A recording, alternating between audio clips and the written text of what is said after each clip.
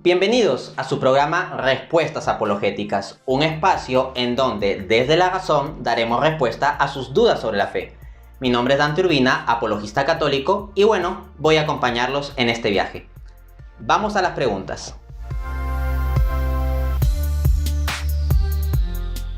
Un argumento racional para mostrar la divinidad de Cristo es el conocido como el trilema de Lewis, el cual establece que las únicas opciones posibles para la identidad de Cristo es que sea un loco, un mentiroso o efectivamente Dios.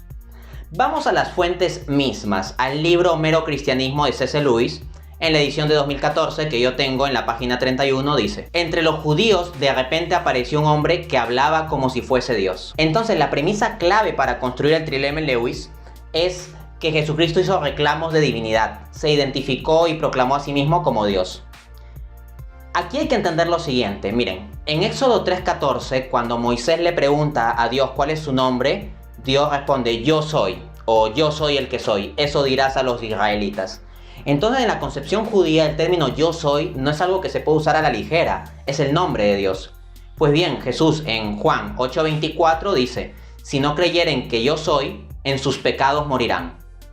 Asimismo, en Juan 8:58, discutiendo con los líderes judíos, Jesús dice: antes de que Abraham fuese, yo soy. Y de hecho que él se estaba proclamando divino es claro porque los judíos frente a esas palabras de Jesús reaccionaron fuerte, querían apedrearlo, lo tildaban de blasfemo y todo ello. Asimismo, en Juan 10:30 Jesús dice: el Padre y yo somos uno. Entonces habla de una unidad de esencia con el Padre que es Dios. Asimismo, en Juan 20:28 el apóstol Tomás, viendo a Jesús resucitado, dice: Señor mío y Dios mío. Y Jesús no dice: oye, no, eso es idolatría, yo no soy Dios. No, Jesús acepta de forma muy natural ser llamado Dios.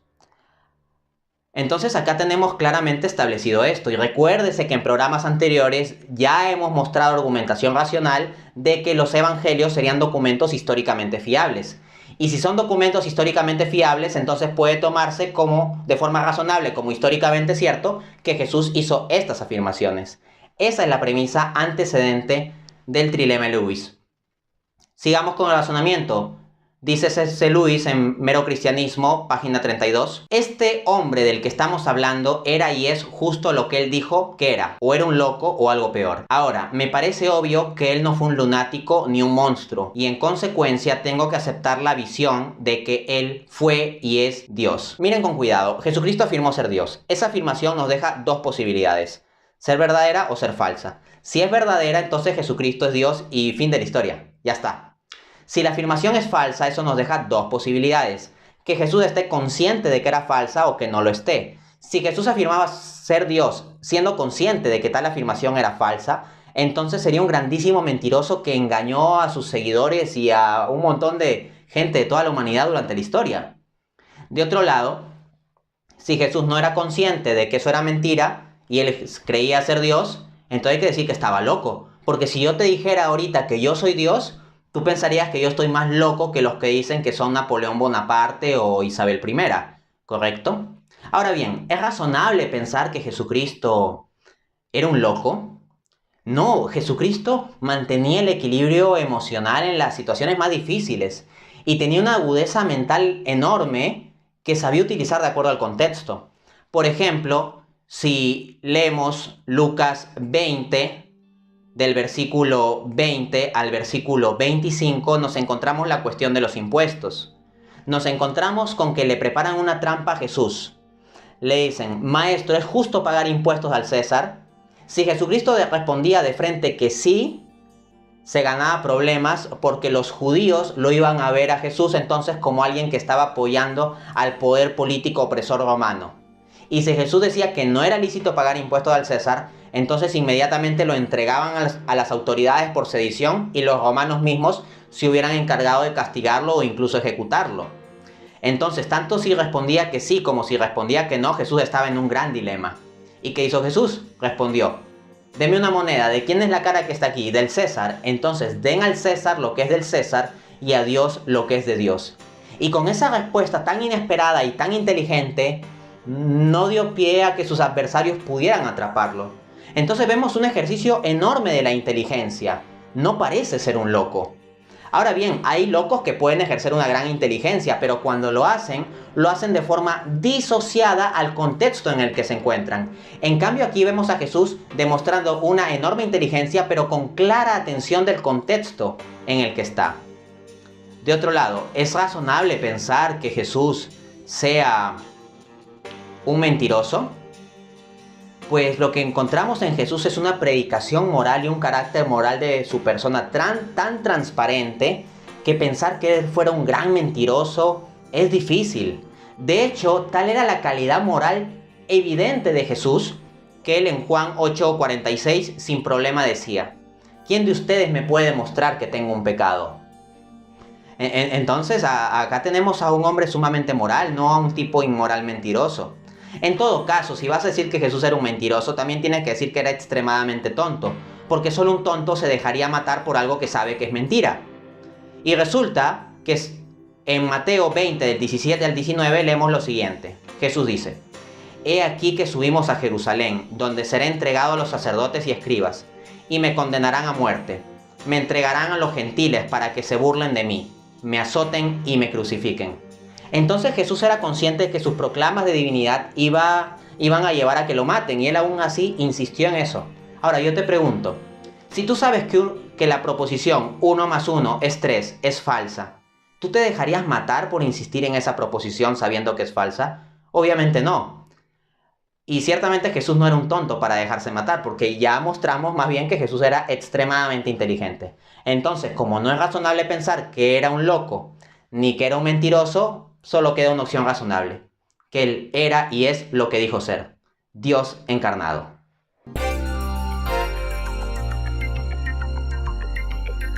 La resurrección de Cristo puede demostrarse desde bases racionales atendiendo a las fuentes y a la historia. Miren, partamos de lo siguiente. Hay al menos 3 hechos bien establecidos en torno a la muerte y la evaluación de la resurrección de Cristo. El primero de ellos es la tumba vacía. Jesucristo ciertamente murió y fue enterrado, y eventualmente la tumba estaba vacía. Por ejemplo, en Lucas 24:11 leemos: A los apóstoles les pareció una locura lo que las mujeres decían y no querían creerles. ¿Y qué es lo que decían las mujeres según un reporte del Evangelio? Que la tumba había sido encontrada vacía. Ahora bien, uno dirá: ya, pero los evangelistas se inventaron ese relato de que la tumba estaba vacía. Pero ¿sabes qué? No es creíble que se hayan inventado el relato.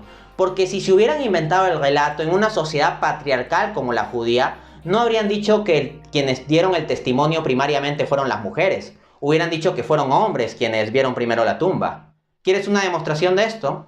Pues el historiador judío Flavio Josefo escribe: no dejes que el testimonio de las mujeres sea admitido. Entonces, en la sociedad judía, el apelar primariamente al testimonio de las mujeres no tenía peso. En consecuencia, que los evangelios lo reporten así es muestra que es un relato genuino, no inventado. Un segundo hecho bien establecido es que los primeros discípulos tuvieron experiencias de Jesús resucitado.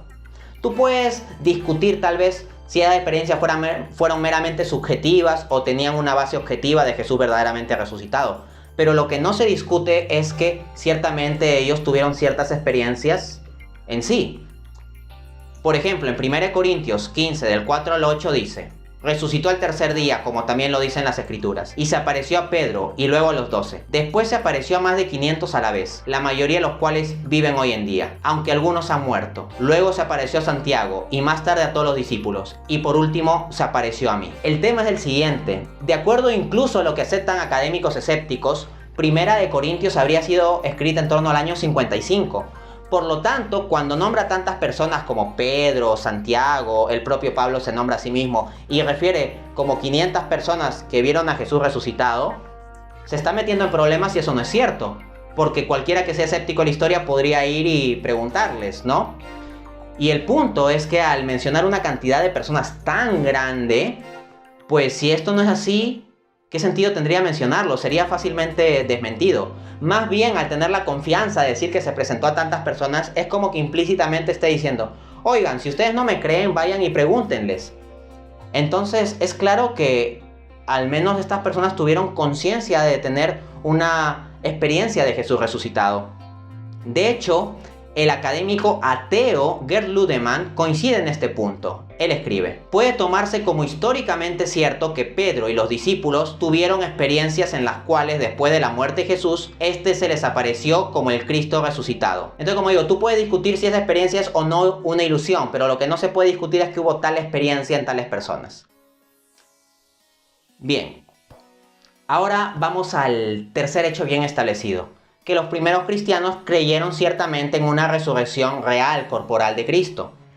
Así, en 1 Corintios 15:17, el apóstol Pablo no tiene problema en hacer depender toda la fe cristiana del hecho histórico de la resurrección de Cristo, porque él escribe: si Cristo no hubiera resucitado, vana sería nuestra fe.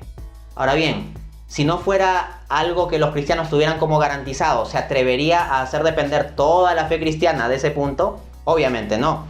De hecho, el académico agnóstico y anticristiano Bart Ehrman afirma este punto. Él escribe: los historiadores, por supuesto, no tienen ninguna dificultad en hablar sobre la creencia en la resurrección de Jesús, dado que eso es materia de conocimiento público. Por esto es un hecho histórico que algunos de los seguidores de Jesús llegaron a creer que él había resucitado de entre los muertos, luego de su ejecución. Entonces tenemos estos tres hechos bien establecidos. La pregunta es: ¿cuál es la mejor explicación de estos hechos?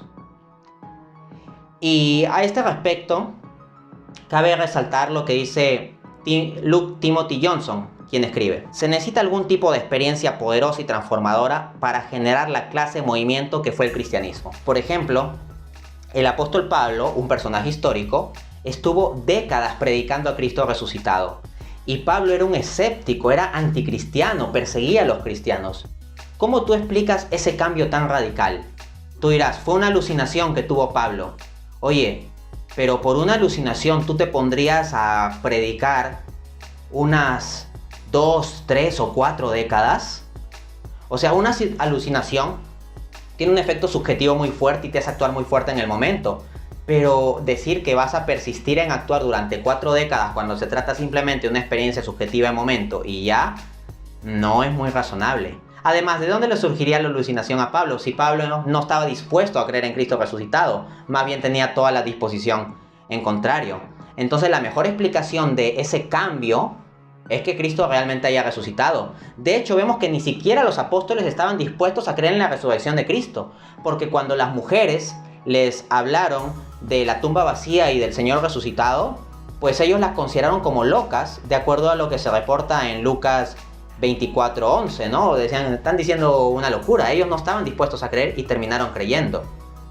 Uno dirá: no, es que los discípulos se robaron el cuerpo. Oye, pero por predicar la resurrección de Cristo, eventualmente, al menos 11 de los 12 discípulos, o diría, del conjunto de discípulos, si incorporamos a Pablo, ¿no? Tendríamos que 11 de ellos, con la sola excepción del apóstol Juan, que murió de muerte natural, habrían tenido una muerte violenta por proclamar la resurrección de Cristo. Si ellos robaron el cuerpo y ellos planificaron todo esto de forma artera para engañar a la gente, ¿se habrían dejado matar todos ellos por esa mentira? Es sumamente irrazonable pensar algo así. Por lo tanto, la conclusión más razonable es la que nos dice el académico N.T. Wright. Como historiador, no puedo explicar el surgimiento del cristianismo primitivo a menos que Jesús se haya levantado nuevamente, dejando la tumba vacía detrás de él. Esa es la explicación más razonable, porque si Jesucristo verdaderamente resucitó, entonces tenemos la explicación de la tumba vacía, tenemos la explicación de por qué los primeros seguidores tuvieron experiencias de Cristo resucitado, y tenemos la explicación de también por qué hubo esa creencia generalizada en la resurrección de Cristo entre los primeros cristianos. Nótese que los cristianos de la primera generación eran cristianos que estaban en la misma época en que podían ir a ver los huesos de Jesucristo si todavía estaban en la tumba. Eran los cristianos de la misma época en que podían consultar primariamente con las personas que decían haber visto a Jesús resucitado. Y eran la gente que verdaderamente conocían que Pablo era un perseguidor de cristianos y que luego, según él mismo reportaba, por una experiencia transformadora de Cristo resucitado, pasa a convertirse en un predicador del cristianismo. Y bueno, eso es lo que hemos visto por hoy. Nos vemos en un siguiente programa.